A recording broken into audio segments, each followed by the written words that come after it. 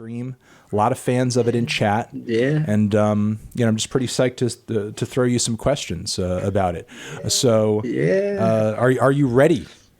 I'm ready, man. I'm ready, man. I was born let's ready. do it. Hey everyone, Anthony Fantano here, internet's busiest music nerd. It's time for an exclusive interview with the one, the only slowthai, new album Tyrant out now. Hopefully review out soon, but we're going to get some good questions in with the man himself just before we get a full discussion in on the record and form our opinions, because we're still digesting the album now.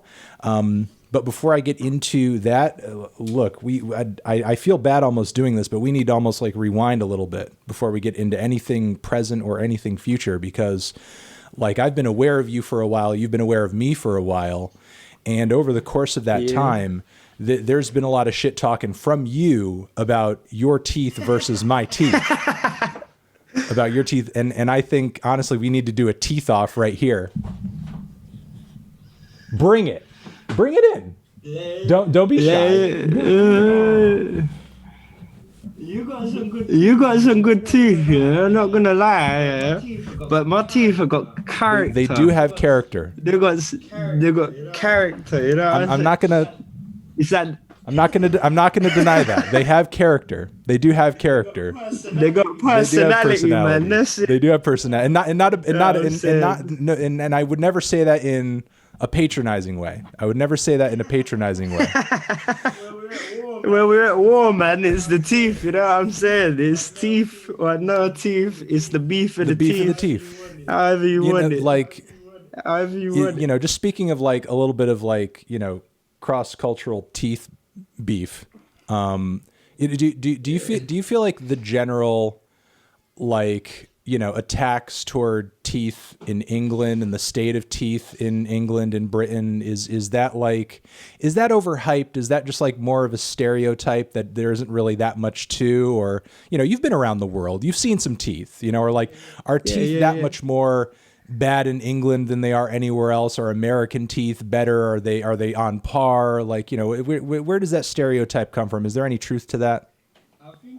I think it comes from like a stereotype of like what Britain, like the history of Britain, you know what I mean? And people having fucked up teeth. But I think anywhere you go, people have got fucked up teeth. In America, like some people might not have the money to pay for their dental bills, or like same here. Like it's one of them things. You either really focused on your teeth, and in America it seems to be a big focus, or here, some people just don't give a fuck, innit? They're just like, my teeth are my teeth. I ain't gonna get a brace. I ain't gonna fucking go and get them polished every week or have a checkup every two fucking, you know what I mean? Like, I just think it's one of them things. It's not the focus, man. But the weird thing that I see now with like some social media people, and not to get even too much deeper into this topic, but I see like these TikTok kids, and they're like, they're teenagers, they're 20 somethings, and they have perfectly fine teeth,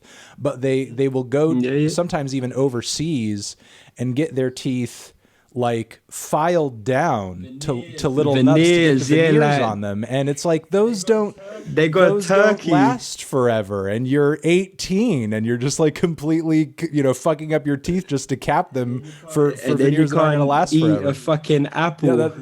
They can't even eat apples or like anything substantial. They're just like, and then it just looks unnatural, man. I think it's cool when you gotta keep your natural teeth. Like, what's the point? You go there, like people fly to Turkey, they get them shaved down, they spend a week hiding in a hotel with like little nubs, looking like some little golem, like my precious, like my precious, like all this shit. The internet has created almost like a bit of a vanity vortex, and while I think it's nice and I think it's important in certain contexts to look good and present yourself as well as you can, it's almost like there's pressure on people to look as good as you possibly can 24/7, 365, and that's just not a reality. You just can't do that. And they look like a piece of shit most of the time. Like when they come, and it's like they've either got fake tan or they go and get a sunbed, and then they've got these bright white teeth, and it's like, whoa, what the fuck's going on? Like,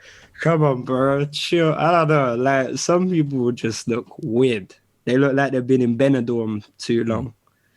Like, fuck that shit, man. All right, let's talk a little bit about the new LP. Some of the more exciting crossovers that you had on the new album.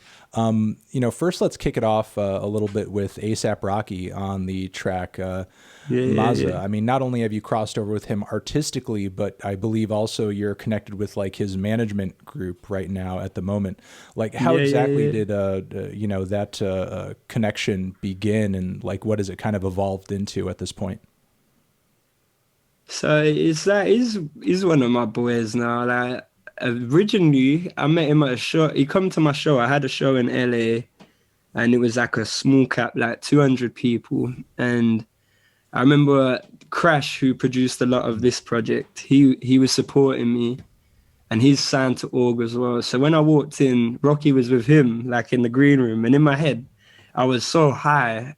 I'm not the type of person to, like, I don't know if it's like underlying anxiety or something, but I don't like approaching people and like blowing smoke up there. I was like, oh, you're the best. You know what I'm saying? I rate you, but it's whatever. So I go and lie down, and Quez, who produced a lot of the music and DJs and hype mans for me, he's like my partner. He was like, we was both lying on these sofas, and I was going to him, why the fuck's he here? And he was like, I don't know, man. And then he walked over, and he's like, yo, man, your album's hard, on about Nothing Great About Britain. And I was like, what the fuck? In my head, I was like, how have you had this? Yeah. And he was like, your videos are sick. Da, da, da, da, da.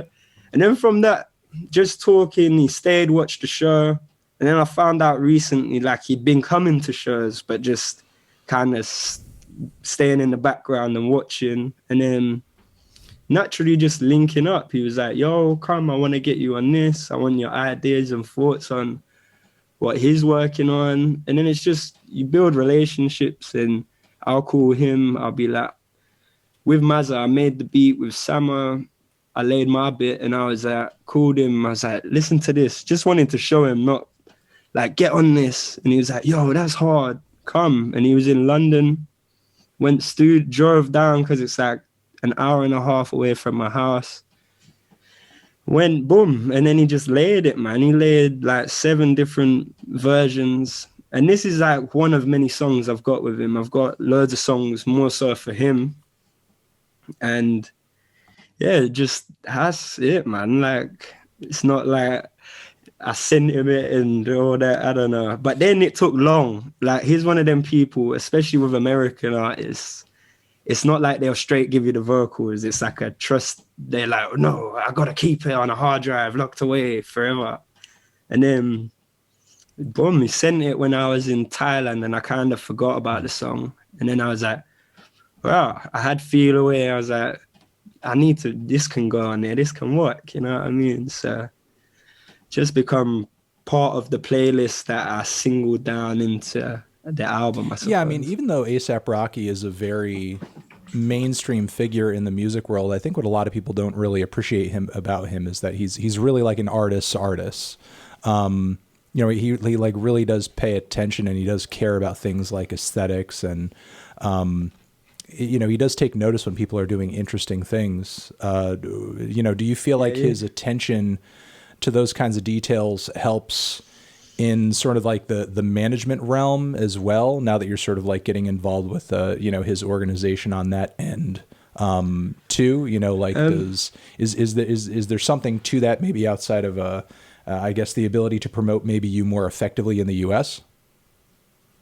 Yeah, I think, like, it's just one of them things. When he fucks with something, he'll attach his name to it, and like, people hold that in such high regard. But it's still me and my team. I don't listen to it's my idea. He like respects the fact of what I'm trying to do. He's just trying to help.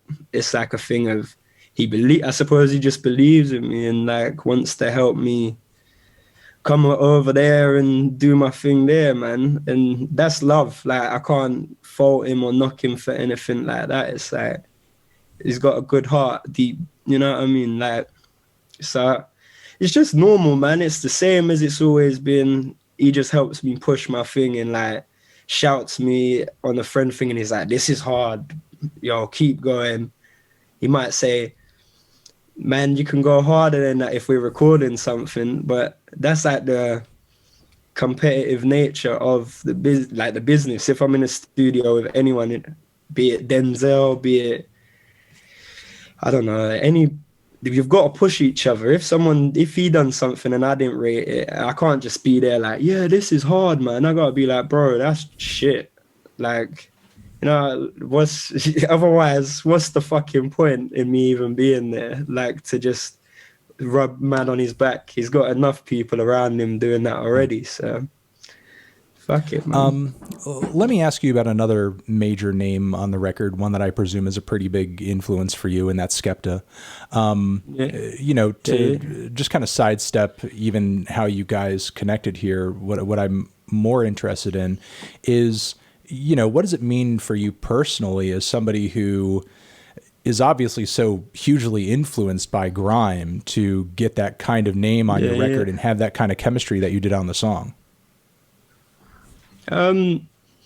It's sick, like, because growing up, when I was young, Skep come to North, when grime was first starting out, I remember being like so young, not even old enough to be in like an event. It was like there's an age cap or an age limit, and I wasn't old enough, but I got in, and he come to Northampton and played a gig. And for those who don't know, Northampton's not London. Like, if you're American, you probably think the whole UK is London, but it's like, it's not. It's built up of loads of towns and cities, and Northampton's a town about an hour and a half away from London. And when he was building up his thing, he come here and he was already hyped for grime. Like, grime was a big thing for everyone, especially being a youth around. So got in, seen him, and then it was like, from that moment I was like, yeah, like, this is, you know what I mean, because the way he presents himself and his delivery is more clarity than a lot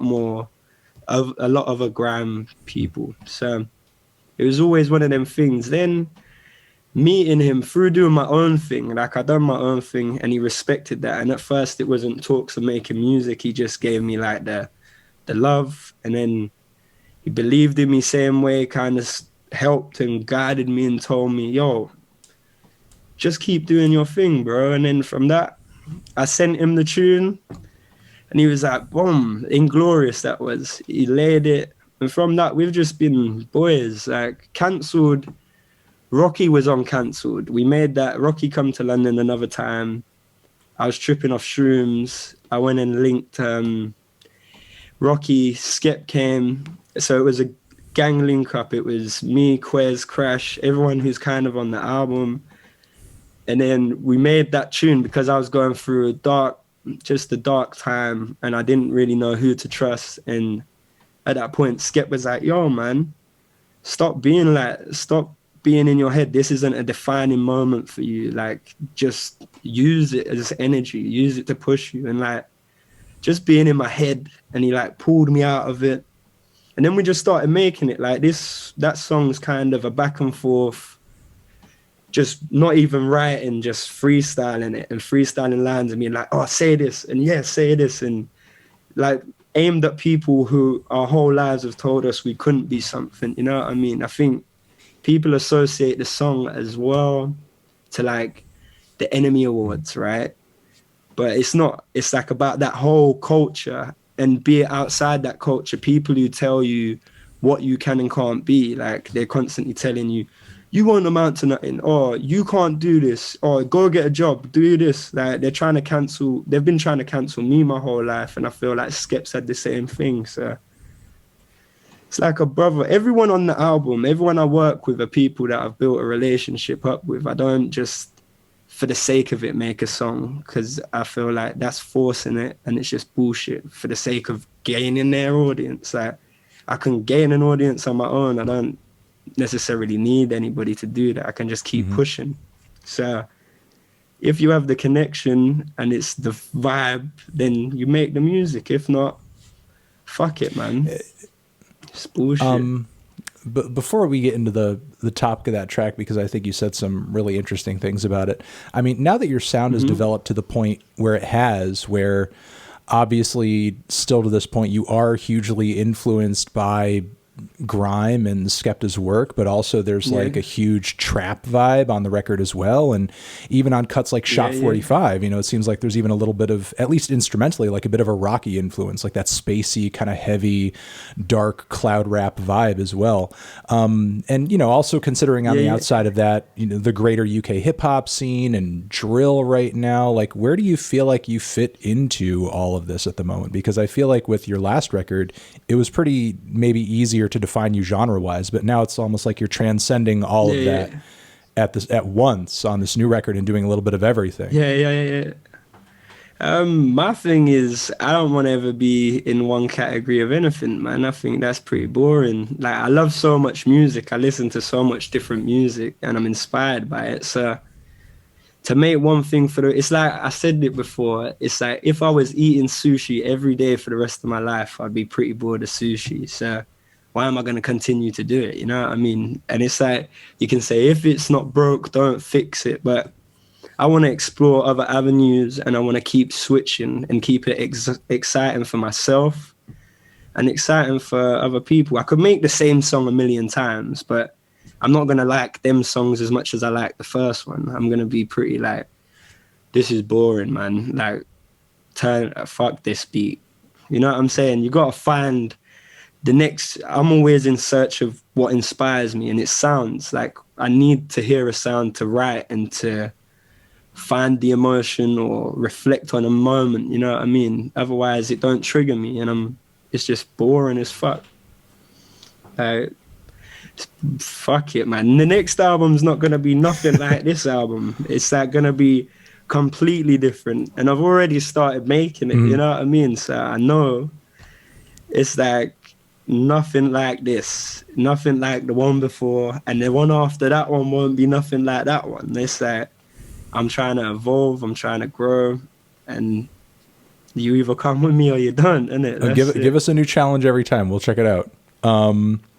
Yeah, that's it. To speak about the NME stuff and, you know, the cancellation stuff that obviously, you know, that song is in reflection of, you know, oddly enough, I feel like you ran, I guess, a pretty good example of like what to do post all of that. I mean, obviously people past that point can have their opinions as to what you did and the substance of, you know, your apology and response after all of that. But I mean, you know, you said what you had to say. You made your amends as effectively as I think maybe you could have in that moment. And then you just went on doing what, you know, I think you would have done anyway.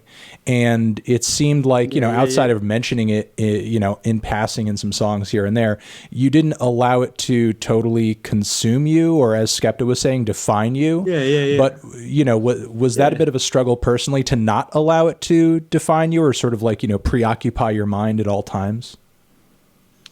I think it's that thing. People keep, you know, when there's so many people telling you what you are and like what they think of you, it gets in your head, whether it's in the back of your mind, and you push it to the back, and like you kind of start thinking, man, maybe they're right, you know, and second guessing yourself. And then you have to check yourself and be like, I know who the fuck I am. I know my intentions. I know I never have no ill feeling. I'm about championing people and like making everyone feel equal and making everyone feel like they're lifted up. So when people want to just put that stimuli on you and stereotype you as this negative person out of one negative situation, it's like, that ain't right. And my thing is, as a person, I'm trying to grow constantly. So I have to take a look and reflect on what I do, and then take them steps forward to move differently and learn from my experiences. Without mistakes, you never learn, man. So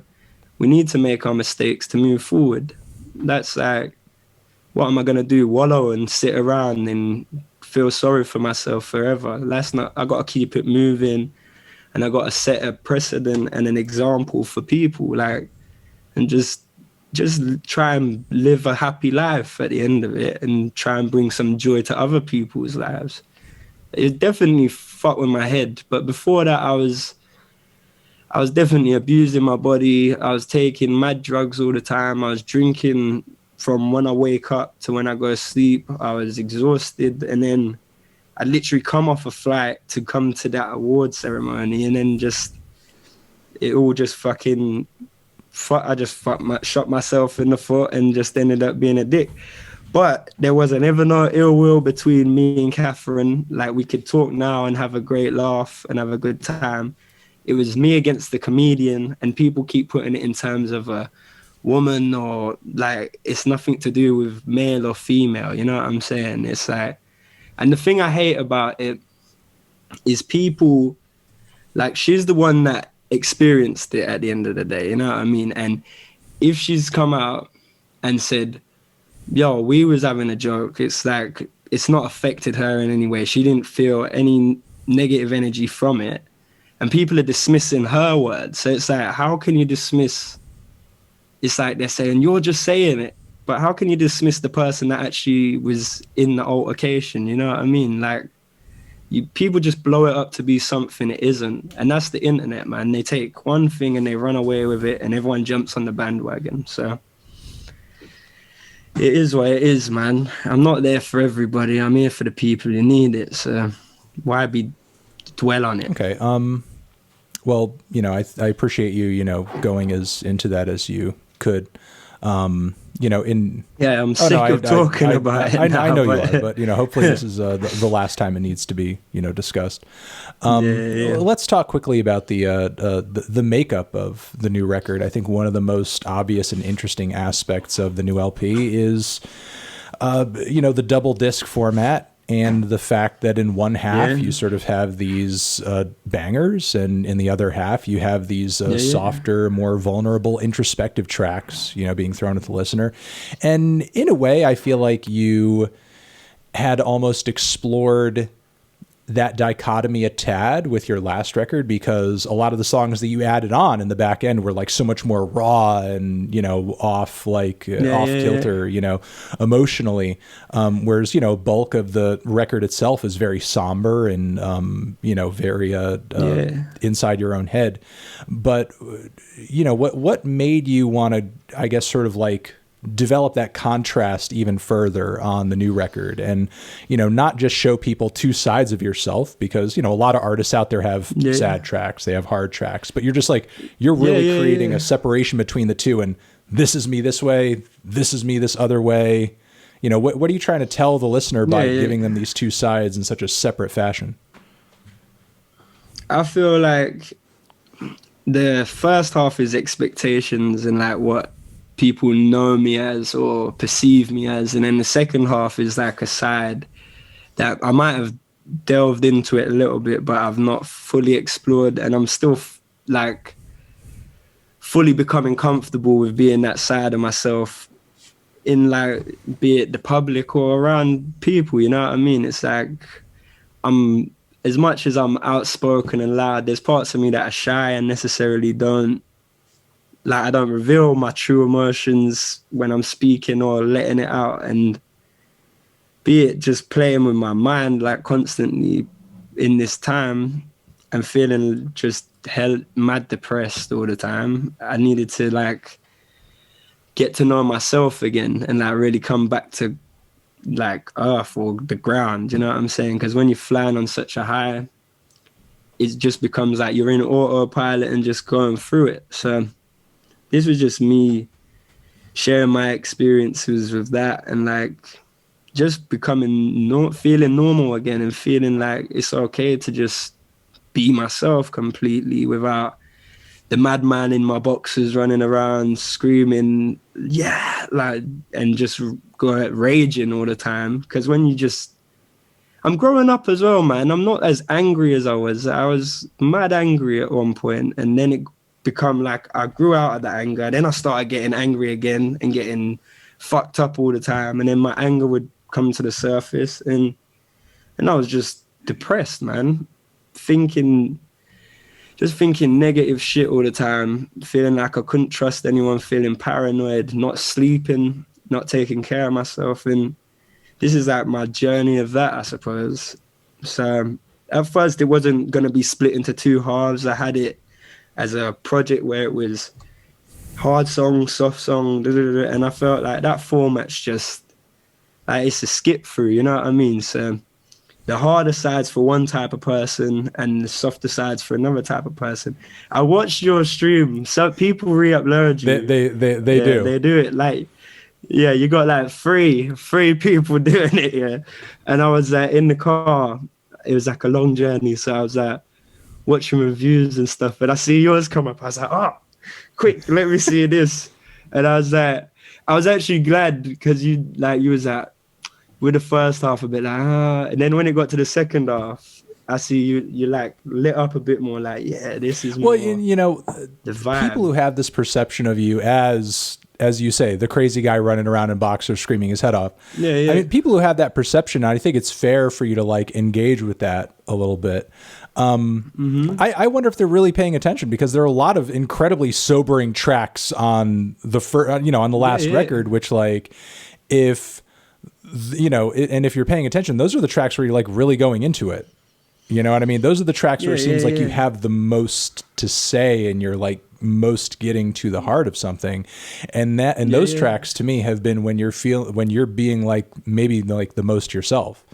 And after this growth period and after, having put out this project, like, do you feel like these two sides are still at odds in a way, or, are you finding constructive ways to kind of like deal with that angrier side or that more negative side? Yeah, until this new lockdown, I was kickboxing, I was doing motocross a lot more. I was like just putting my energies in other things. And I don't know, man, when you don't feel so angry, it's hard to just rap about being angry. You're like, I've kind of settled this now, you know what I mean? With the first album, I felt like that was me venting my outlook rather than me looking inward. And this one's more me looking at, how I'm presented and how, be it if people were they just want to hear the bangers, like what they're getting, or like me actually giving more of like just a soft touch, man, you know what I mean? And I want people to gravitate to a side. I want people to pick a side because that's like telling me more about what kind of person they are and what they're here for. What are they actually listening to me for? Like, are they listening to me because they actually care about the art, or are they listening to me because they just want to go crazy? Like, what? It's a better understanding of my listener as well as myself. And like, I don't know, some things like ADHD for me is my favorite song. I produced Mazza, and that one, it ties it all together. It kind of shows that I still have underlying anger and I always have these things, but it frees me up. You know what I mean? It's like I'm being the most honest and I ain't straining my voice. I'm the most comfortable on that sound. It's like I'm fully finding myself towards the end, but then I'm relapsing back to the beginning to then go back to it's like a confusion, how you have in your head. That's why I'm on like Play With Fire when it goes into the last bit and it's like I'm just saying all my thoughts. They were all tweets that I'd been tweeting when I'd been going through, like, say, just feeling depressed. And at the time I was on tour and I just kept tweeting the lyrics because I would rather do that than write them in notes, because I feel like they'll get lost because I just write so much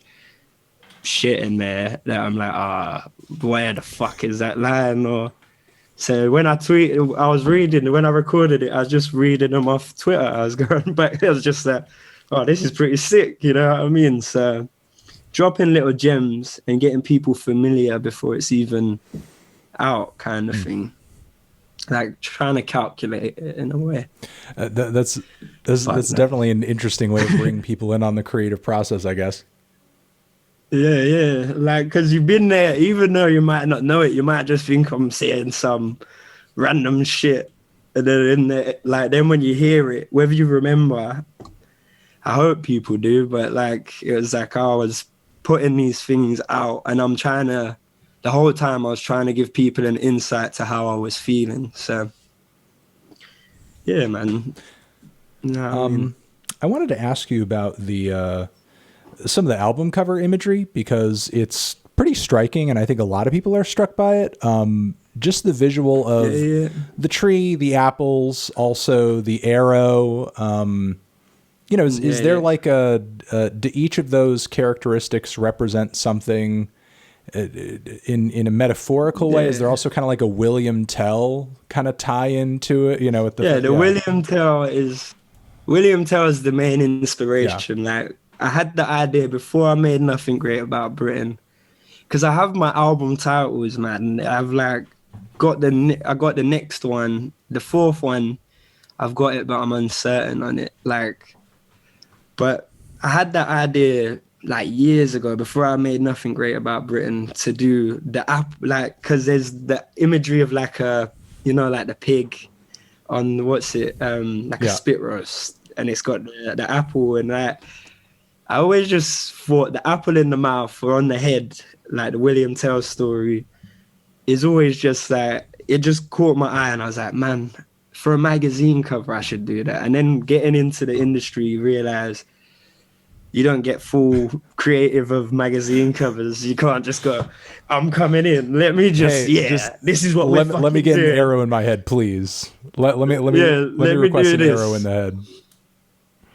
So then my manager, Lewis, who's my cousin, like, when we was talking about it, because obviously with it being about my mental health, I was gonna do the cover being the tree, because the tree, basically, there's a tree where I used to go ride motocross when I was a little kid. We'd take bikes, and you couldn't ride there. It was illegal to ride there, but it was the only place where you've got enough space.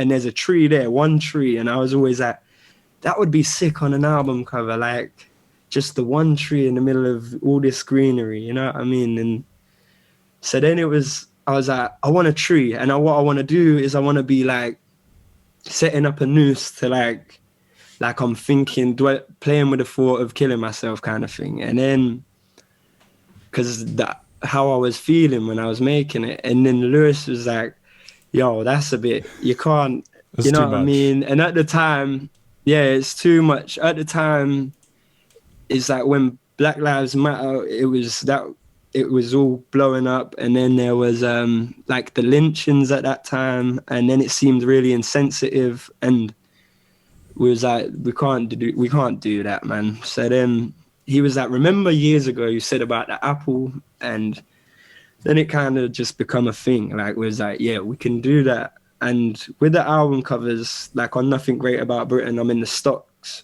and it's about me being the brunt of the joke, so you don't have to. Like, me being the one you laugh at. To make the point, I have to be the example. So then it's the same. It's always centralized. Like, the tree is centralized. I'm at the tree. I'm the one getting shot with an arrow. So it's like, again, I'm the example, and it's like the apple didn't get shot off my head, it went through my eye. So an eye for an eye makes the whole world blind, you know what I mean? You can't get revenge through these things. Then there's an apple falling from the tree, which is gravity. What goes up must come down. The apple don't fall too far from the tree. There's loads of rotten apples, so the one apple that ruined the bunch, you know what I mean? There's a blue bird in the cover, which not a lot of I didn't even notice that. Notice. Yeah, it's that right it's to the right side. You'll see it now, I've said it, and you won't forget it. But it's Twitter, the blue bird for Twitter. And then, like, if you go through the apple and then the tree of life, like the tree represents the tree of life, and there's, to all these things, they've all got layers, and that's what it's about. Like, whether you play it from back to front or from front to back, or you mix all the songs up, you make your whole album. It's all about your perception as much as you can care about what I think. Like, once it's out, it's no longer mine. It's like, I want your interpretation. I want you to tell me what you think. It don't matter what it means to me, because it could mean a million things to you, and that's so much more important. But everything's got to have layers, man. Like, in the last album, it was the block of flats where I went, what I talk about in Northampton's Child, where I live with my mum, and they've knocked the block of flats down, so they kicked everyone out who was living there. And that's like, public housing, basically. It's like like council housing, we call it here. And yeah, just it's got to have layers, man. For anything to stand the test of time, every time you look at something, you got to see something new. And that's any art I like. And just look into apples, look into how many stories and tales of apples, or how many phrases and sayings there are, or the story of William Tell, or yeah, there's just loads to it, man. I'd just rather people make their own thing, you know. Before we take a few viewer questions, I wanted to ask you, you're obviously somebody who, not just, your internal emotional struggles can eat at you, but, also just the weight of the world itself. I think if that wasn't the case, your last record wouldn't have been about what it was about. And in the time since releasing that album, and also kind of focusing on other stuff artistically, but still I'm sure yourself being conscious of this, like what do you personally feel about, the state of your country since, essentially kind of the birth of the pandemic? I mean, a lot of the issues that you were taking on that LP, do you feel like this whole situation has really kind of worsened everything, laid all the problems to bear even more? I mean, you touched down on some of the stuff even a bit, especially in the music video for NHS, just to kind of put a pin on how your thoughts on this have evolved since then. Like, how are you feeling and kind of processing all of this right now? It's bullshit, man. Like, it's like when you could have done, it's like the same. I believe everywhere in the world's feeling it right now, not just Britain or the UK, but it's like Brexit, and then it's like not doing a full lockdown because it's damaging our economy, even though we're going into a third recession and our economy's dropped the lowest it's ever been for 300 years. And we've got this guy talking for us, and they're using him as an example when the guy's always been a liar. He was the mayor of London before, and he was a liar then. So he's still going to remain a liar, you know what I mean? I just feel like everyone who was on the same thought process, they see how bullshit it is that we've gone with all these things. And I think people who voted for these things are starting to realize that it was bullshit anyway. Like, what was the fucking point? It was a social experiment at the end of the day, be it Brexit or whatever it is. So it's bullshit, man. What we're going through now could have been dealt with a lot sooner. We could have closed borders. We could have been on a solid lockdown. And then by now, the cases, because we've got I think the highest death rate in Europe of COVID-19. And it's like, for the sake of what? For the sake of our economy, when it's going to be fucked anyway. Like, and then they done something. They come out and said, if you're an artist, you should maybe look at another means of employment. Yeah. And I was like, this shit, like one of the biggest industries in the world. You're telling people to do something else, and your whole thought process is about the economy. How the fuck does that work? Like, it's like, but that's it, man. I said my piece on that. Right now, it's about, we're all on lockdown, so the focus of our bullshit government that is never really thinking for us. They're just thinking about the economy and their CV, basically. Like it's time to look in at yourself, and look around and help the people around you, rather than look into this bullshit for the answers when they don't even know what's going on themselves. All right, it's just fucked. Well, thank you for updating us on that. And honestly, the picture is pretty grim over here as well. So yeah, I got a lot of friends over there, so I get it, but there's still things like you guys can still go in restaurants and stuff, which don't make much sense to me. Like, it's not for the better. We're still losing like 3,500 people a day. At least you don't have fucking Donald Trump anymore. That's an improvement. It's an improvement. Well, That's a big fucking improvement. But he didn't get it. He didn't get impeached, did he? He got away with it, didn't he? because they needed like a super majority to do that, and a part of the Republican narrative is to never admit that you did anything wrong. So yeah. He had Better Call Saul on his side. All right. Let me throw a few viewer questions at you. Obi Frenzy wants to know for the new LP. Is there ever? Would you ever consider doing like a deluxe version? I'm already making the deluxe. Hard at work, making the deluxe. Yeah, it don't ever stop. It doesn't stop. I got some people coming through for the deluxe.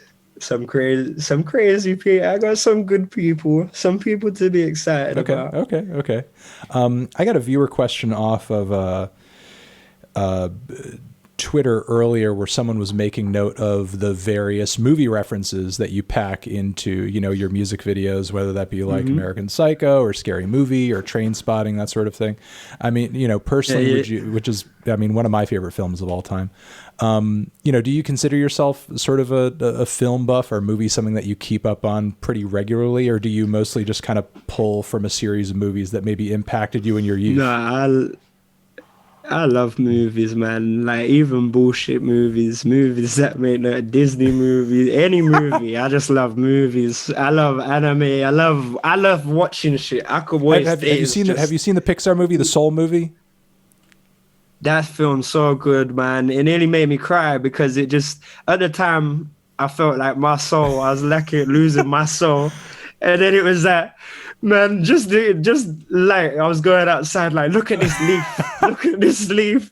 This leaf is the best leaf ever. Like, this food tastes amazing. Like that film was beautiful, man. Like them little things that made me feel so happy. And it's weird because I was waiting for that movie. I see it getting promoted and like the adverts coming up, and I was like, is it out now? And then it come out. I was like waiting, and I got Disney Plus for the Mandalorian because I love that. I love fucking what's his name, Grogu.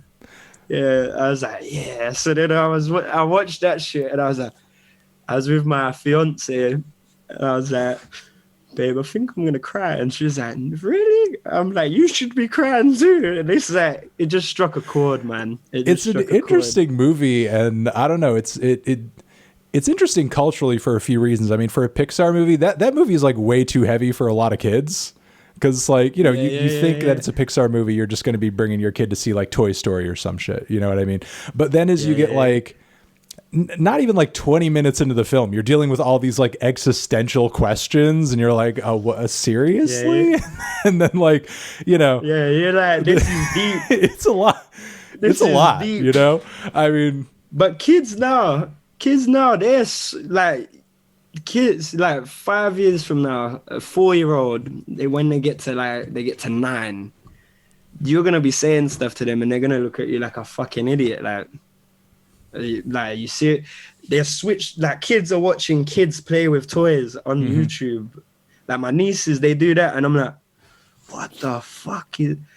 They're like, yeah, this is like one of the biggest channels, and I'm like, of what? They're playing with toys, and this is like kids are watching. Why don't you just play with your toys? And they're like, nah. But it's not even so much just the toy playing thing. It's like, I think what people are not sort of realizing is that humans are such fantastically social beings, and we've really opened up Pandora's box in terms of the amount of voices and perspectives the internet opens us up to, which previously was not like the case in any like generation prior.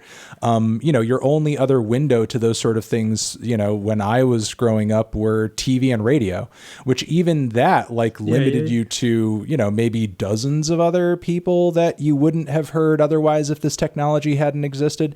And now, a little kid, by the time they reach the age of 9, they may have listened to the same amount of voices, perspectives, and individuals that somebody might have heard if they died in the 1960s and reached maybe the age of 75. You know what I mean? Like the fact that you have that many more voices and perspectives, like, you know, in such easy access, I have to imagine that like speeds some things up and helps the learning process, or, you know, could potentially in some What ways. is it? What, how do they say it? Some cognitive stuff. What is I don't it? know. Yeah, cognitive. Yeah, Some cognitive shit. Some pseudo psychology. Right now, we're serving as really good examples of it right now because we're speaking so eloquently on the top on the topic. Yeah. Fucking You know, and some other people here are asking, going forward, and you don't necessarily need to spoil any of the collaborations and crossovers that you have coming up on the Deluxe, but are there at this point, you know, any producers or sort of like artists that you have at the top of your head that you would just like die to work with as soon as like the pandemic is over and you're able to kind of get out there and you know, hit the streets again, as it were?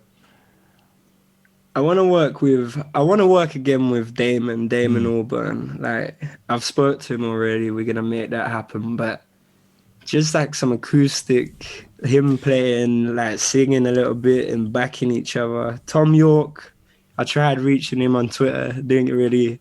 I think I'm just going to have to find him and like hold on to him and say, come on, man. Like, we got to, like, apart from that, Alex Turner, I want to write with him. Like, I feel like his writing is next to none. And then, like, I've worked with, like, behind the scenes, I've been working with people, like, collaborating with them or helping them write their stuff. And, like, it's hard to say because there are people I would say, but I can't say because NDA. Well, yeah, I mean, to kind of dig into, you know, what you had just said about Damon, that, you know, it almost completely like drifted out of my mind that, you know, the whole Gorillaz crossover thing. I mean, that's a pretty fantastic achievement for somebody pretty early in their career. That's the biggest. I was like, fucking hell, man. Being in on that, because I mean, as you know, as somebody who's been a fan of the project, like, you know, as much as I think the curtain has been peeled back over the years, like there's still so many questions as to like what goes into a Gorillaz album. You know what I mean? Being involved in that way, did it give you any insight into that process, or even as like a collaborator, does Damon still keep things like pretty under wraps as to like what means what and like how you take part and all that? You know what? I think people, it's just that you don't reveal it to the internet. But like when you're there, they're pretty straight. They're just normal. Like, there's none of that. I'm up here. You smoke a joint. You eat some food. They've got like every instruments I've never even seen some of the stuff they've got. It's like just there, just all around. And then they've got all these weird masks and just in stuff that inspires you. And it's like you're looking around everywhere you look. It's amazing. And it's like they ain't just got the normal setup. Like, it's like speakers here. They've got like speakers here. Then there'll be speakers over there somewhere. So they can just send it. So wherever you are, you can just hear music. And it's like, they just love music, man. Like, that's all. I think that's when you love music, you just explore it and keep trying to find new things. And it's fun. They're probably one of the funnest people I've ever worked with because it's so carefree. It's not anything's got to be perfect. They just let you do your thing, and like it'll tell you. You ask him anything, or you'll just have a good time, a good conversation, man. Like, I don't know. I think people think it's like some secret organization. It does seem like that from the outside. Down the secret door. Nah, it's they've got like a beautiful balcony. And when we was recording, because I think I've been there 3 times. I've recorded they've got other studios in the building as well. So it's like a big building with loads of producers in it. And then they've got their 2 main rooms, and you just get high and make music. Like, it don't really get much better than that, I think. Like, a couple more before we send you off. Odegaard wants to know if you have any thoughts on Liverpool's recent poor form. Oh my God. Like, he knows. He doesn't even, this question's like a question he knows the answer to. It's terrible, man, but you can't win them all. You know what I mean? Sometimes you got to accept your losses, and dealing with so many injuries, it's hard to, you've not got your best squad. So how can you compete with the best when you're not playing, you're playing your midfielders in defense? That's it, man. Guy Grippy has a question, one which I want to kind of ask another one off of. He wants to know how specifically, in your opinion, have psychedelics impacted your songwriting and artistic process? And what I want to ask off of that is alluding to some of the stuff that you had said earlier about, you know, almost like in a way binging and then crashing and that sort of putting you in like a really negative cycle. Yeah. Like, how did you find a place of almost like, I don't know, balance, hopefully, where maybe you're just kind of like, you know, I guess taking things in moderation, or just like, you know, kind of finding, a more sustainable path with, you know, with all of that? Yeah.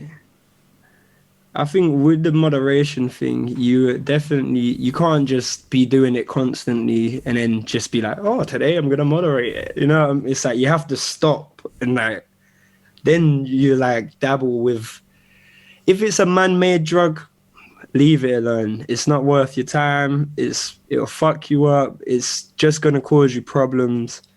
Prescription drugs, horrible, the worst kind of drug. Weed and shrooms, maybe some DMT, you know what I'm saying?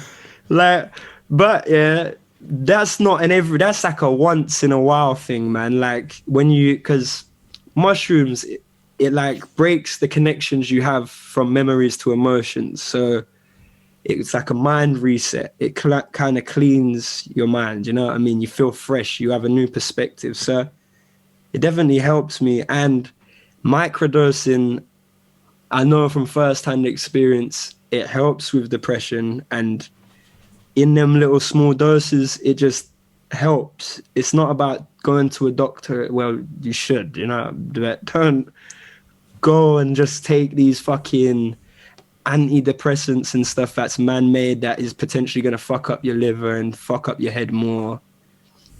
Like, they're making it soon. In the next 10 years, I believe psychedelics will be something introduced to helping people with mental health. Like, because as someone who's done them, there's only been positive effects. If there's a bad trip, it's not a bad trip. It's just your mind showing you something you don't want to face up to in your everyday life. And that's why it's a bad trip, because you're revealing things to yourself. But man-made drugs, leave them alone. Cocaine, horrible. That shit's the worst thing. It turns people into dickheads. Heroin, evil. I've never done that. I'll never do that. Psychedelics, boom. I'm not advising anybody. Dabble in your own time and be ready. And DMT is amazing. It's amazing, but same thing. Just be with right people in a safe space with people who know what they're doing, and don't underestimate anything. Respect everything in life. I'm rambling on. Well, how does any of this connect to your artistic process, as Guy was sort of asking, or has it sort of changed it in any way? It just gives you a new perspective. Like, it gives you another way to look at things. It's a struggle when you're tripping out your mind to write a song.